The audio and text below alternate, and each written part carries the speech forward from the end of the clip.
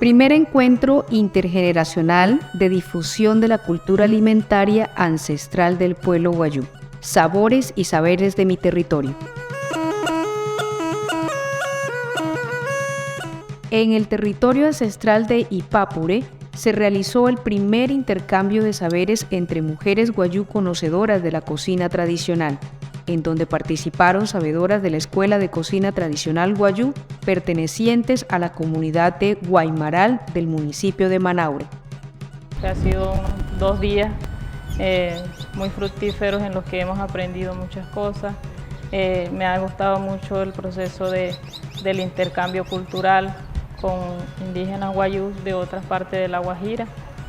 Ellos vinieron a compartirnos parte de su gastronomía y también nosotros hemos compartido con ellos lo que tenemos aprendido de nuestra cultura y de nuestra gastronomía, sobre todo de la cocina y de la comida tradicional.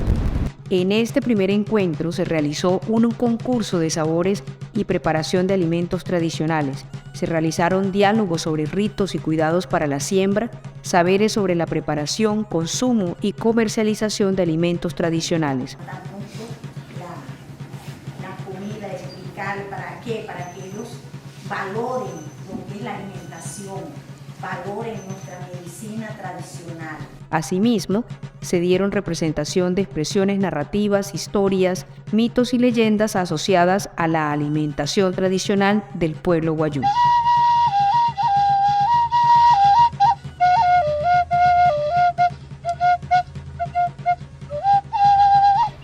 Estos 2 días lo he vivido, es una experiencia muy bonita de un compartir de saberes y sabores, de aprender de otras personas que de pronto yo no tenía conocimiento ni conocía a estas personas, y me voy muy contenta de verdad porque llevo algo nuevo para mi comunidad, a ellos también, así como yo llevo algo, aquí le dejo algo muy importante.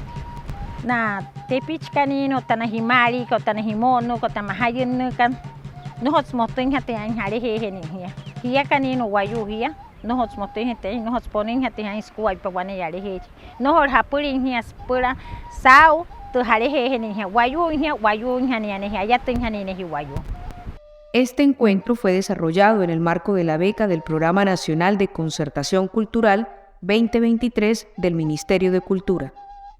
Desde Yanama seguimos trabajando para el fortalecimiento cultural de nuestro pueblo. Yanama Gestión Social.